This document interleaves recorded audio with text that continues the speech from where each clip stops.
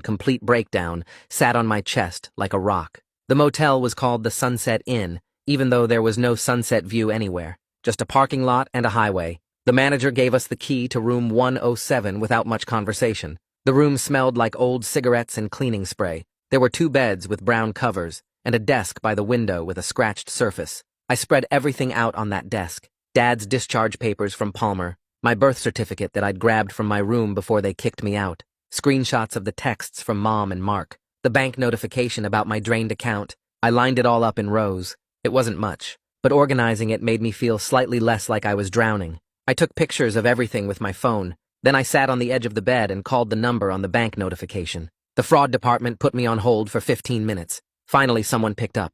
I explained the situation. The representative said my college savings account was closed yesterday morning. All the funds got transferred to an account I didn't have access to. She said I would need to file a police report. I would also need documentation proving the money was mine. When I asked how to prove that when I'm homeless and barely holding it together, her voice got quieter. She said she understood this was hard, but those were the requirements. She gave me a case number and said to call back once I had the police report. I wrote the number down on the motel notepad. My hand was shaking. Dad spoke for the first time since we left the house. He said when he enlisted, he set up something called an allotment. His combat pay would go directly to support his family. He didn't understand all the technical details of how it worked. He just wanted to make sure we would be taken care of if anything happened to him. His voice had this guilt in it that made my throat tight. He said he thought that money was going to me all these years. For my future. For college. I told him I never saw any of it. He put his face in his hands. Something broke in me.